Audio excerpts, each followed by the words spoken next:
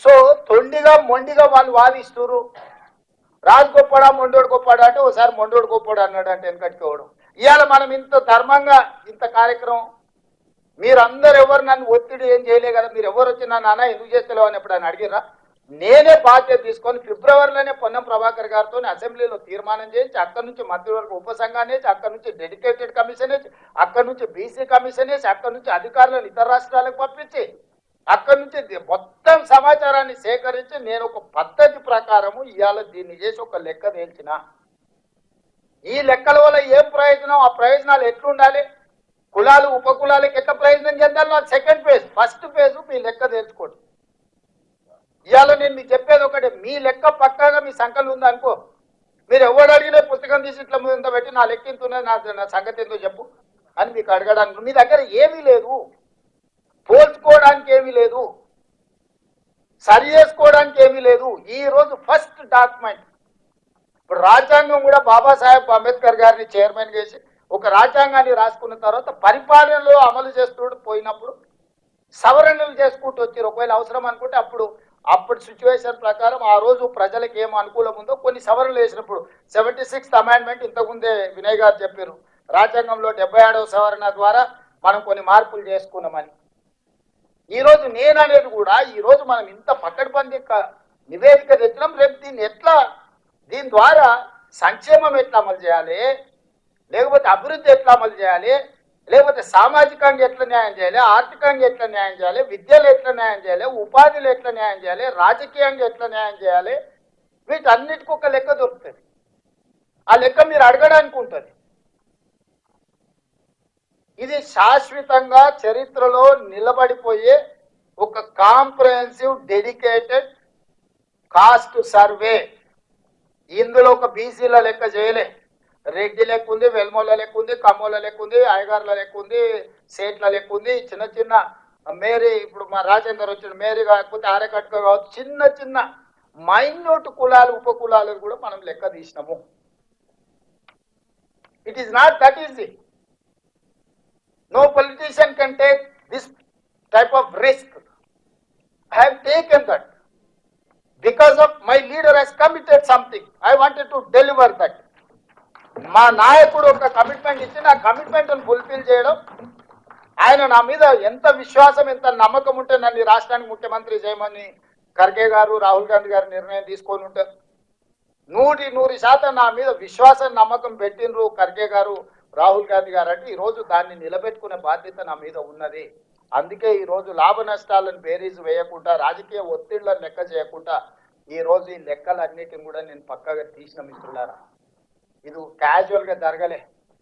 ఎన్నో reviews meetings, ఎన్నో instructions, ఎన్నో ఫాలో అప్లు చేసి ప్రతి కలెక్టర్తో నేను మాట్లాడిన, కలెక్టర్స్ కాన్ఫరెన్స్ చేసిన, కలెక్టర్లను ఇక్కడికి పిలిచి కలెక్టర్స్తో కంప్లీట్గా ఇంటరాక్ట్ చేసిన, అన్ని కలెక్టర్లను ఎట్లా చేయాలనేది అందరు ఆఫీసర్లు నేను పర్సనల్గా సెక్రటేరియట్ పిలిచి గంటల కొద్దీ కూర్చోబెట్టి వాళ్ళందరికీ సూచనలు ఇచ్చి ఎక్కడ కూడా మిస్టేక్ జరిగితే అసలు ప్రభుత్వం ఎవరిని స్పేర్ చేయదు, ఎవరిని క్షమించదు అని చెప్పి వాళ్ళందరినీ కూడా ఒక క్రమశిక్షణతో కూడుకున్న కార్యాచరణతో ఈరోజు ఈ లెక్కలు తేల్చినాము.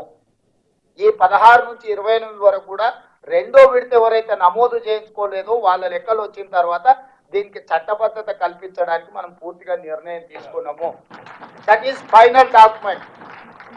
ఎందుకంటే రేపు కోర్టు ఏమంటది, ఏదైనా పరిస్థితిలో నువ్వు ఫెయిర్ ఆపర్చునిటీ ఇవ్వలేదు, లేకపోతే నువ్వు ఒక ప్లాట్ఫామ్ ఇవ్వలేదు, నువ్వు హడావిడిగా ఏదో లెక్కలేసి క్లోజ్ చేసినావు, ఇట్లాంటి చిన్న చిన్న కోర్టులో ఏదైనా మన అందరికీ ఒక అవకాశం ఇవ్వలేదు నువ్వు అంటారని సెకండ్ ఫేజ్ కూడా మళ్ళీ పూర్తి స్థాయిలో పబ్లిసిటీ కల్పించి అన్ని రకాల ప్లాట్ఫామ్స్ వాడినాం.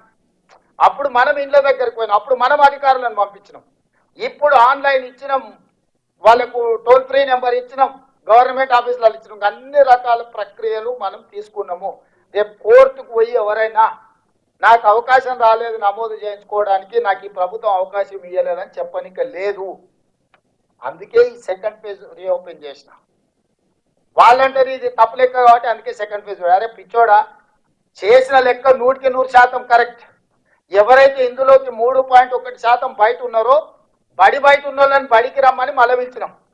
బయట ఎవడు ఉన్నాడా, లెక్కలకు రాకుండా చంద్రశేఖరరావు, హరీష్ రావు, తారక రామారావు ఉన్నాడు.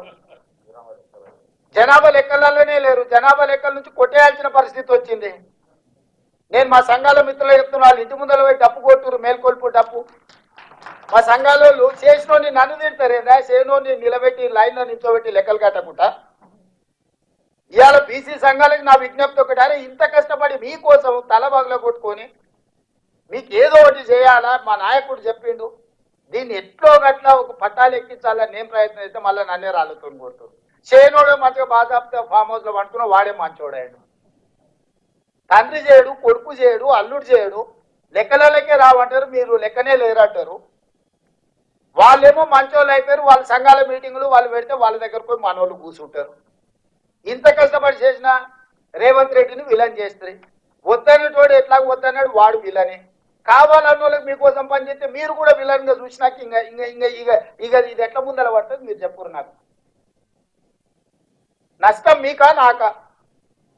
మరి ఇక మీరు దీన్ని కాపాడుకోకపోతే, మీరు వచ్చి అండగా నిలబడకపోతే, మీరు వచ్చి నా పక్కన నుంచొని మా ముఖ్యమంత్రి మా రేవంత్ రెడ్డి చేసింది 100% కరెక్ట్గా ఎవరురా చెప్పినోడు రా, లెక్క చేద్దాం రా, ఏ ఊర్లో ఏ వార్డులో ఏ సందులో తప్పుందో లెక్క చెప్పు, మేము వచ్చి నిలబడతామని మీరు కట్టబట్టుకొని నిలబట్టి ఈ సమస్యకు పరిష్కారం దొరుకుతుంది. మీరు చూసి చూడనట్టు మాకెందుకులే అన్నట్టు ఉన్నారంటే ఇది పట్టాలు ఎక్కదు. దీని పట్టాలు ఎక్కించుకొని రైలును పరిగెత్తించి మీరు అనుకున్న గమ్యం చేరాలంటే ఇక మీదే బాధ్యత. నా బాధ్యత అయిపోయింది. అసెంబ్లీలో పెట్టి లెక్కలు చేసి దీనికి చట్టబద్ధత కల్పించే వరకు ముఖ్యమంత్రిగా నా బాధ్యత అయిపోయినట్టే. ఆ నుంచి ముందుకు తీసుకెళ్లాల్సిన బాధ్యత మీదే. ఇది రీలే రన్. నేను ఇక మీ చేతికి అందిస్తున్నా. రన్నింగ్ లా ఒక్కడే ఉరకకుండా నలుగురు ఉరుకుతారు కదా, రీలే రన్ 4x4. ఇక నేను మీకు అందరూ చెప్తా, రేపు అసెంబ్లీలో చట్టం చేసి మీకు అప్పచెప్తే మీరు తీసుకొని దీన్ని ఎట్లా ముందుకు ఉరుకుతారో ఇంకా మీ ఇష్టం. వీడున్న వాళ్ళందరూ స్టేక్ హోల్డర్స్. ఇవాళ అందుకే నేను మా అధ్యక్షుడిని మా పొన్నంను అడిగిన, అయ్యా అందరిని వీళ్ళు నేను ఒకసారి మాట్లాడదలుచుకున్నా.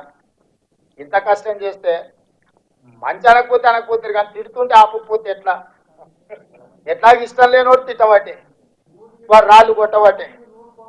మరి ఇవాళ ఇక మీకోసం ఇంత కొట్లాడి ఇంత చేస్తే అరే మావాడు మాకేదో చేసిండే అని మీరు అనకపోతే, మా నాయకుడు రాహుల్ గాంధీ ఒక మంచి చిత్తశుద్ధితోని ముందుకు వచ్చాడు, మా రాహుల్ గాంధీ గారు చెప్పబట్టి మా నాయకుడు చేసిండని మీరు చేయకపోతే ఎట్లా? అందుకే ఒక కార్యాచరణ పెట్టుకున్నాం. ఎన్ని కులాలు ఉన్నాయో ఎవరికి వాళ్ళు వాళ్ళ సామాజిక వర్గం బాధ్యత తీసుకోండి. ఎవరి వాళ్ళు మీ సంఘం మీటింగ్ పెట్టుర్రు. మీరు 1000 మందితో పెడతారా, 10,000తో పెడతారా, ఎవరి వాళ్ళు ఏ వర్టికల్ వాళ్ళు తీసుకోండి. మార్చి 10 లోపల అన్ని సంఘాలు వాళ్ళ సంఘం మీటింగ్ పెట్టుర్రు. అయ్యా ఈ లెక్క పక్కా ఉంది, ఈ లెక్క ప్రకారం మీ డిమాండ్స్ ఏమున్నాయో అందులో తీర్మానం చేయరు. మీరు రాజకీయంగా ఏం కోరుకుంటారు, ఆర్థికంగా ఏం కోరుకుంటారు, బడ్జెట్లు ఏం కోరుకుంటారు, లేకపోతే మీ ఉద్యోగాలు ఏం కోరుకుంటారు, ఉపాధి ఏం కోరుకుంటారో మీరు అందులో తీర్మానం చేసుకోండి. ఇవాళ ఈ లెక్కను మీరు ఏ మాత్రం కాదు కూడదు అన్నారంటే ఇంకా జీవితంలో మళ్ళీ ఇది రాదు. ఇవాళ ఇందులో చేరని వాళ్ళు ఎవరంటే వాళ్ళు చేరిన రోజు ఆటోమేటిక్గా నెంబర్ పెరుగుతుంది. ఇప్పుడు పాపులేషన్ ప్రతి 10 సంవత్సరాలకు ఒకసారి చేస్తాం. 2011లో లెక్క చేసినాం, ఓ లెక్క తేలింది. 2021 చేయాల్సింది మోడీ గారు చేయలేదు. ఎందుకనంటే కులగణన కూడా జనగణనలో కులగణన చేరుస్తే మొత్తం లెక్కలు తేలితే వాళ్ళ పెద్దోళ్ళు ఎవరైతే అనుభవిస్తారో వాళ్ళ బండారం బయట పడుతుంది, వాళ్ళు ఆపిరు. ఇప్పుడు మనం ఒత్తిడి చేస్తే 25లో 26లో అనే జనగణన చేస్తాడు కదా, ఆ జనగణనలో కులగణన చేస్తామని మనం డిమాండ్ చేస్తామని వాళ్ళు వద్దంటారు. ఇవాళ జన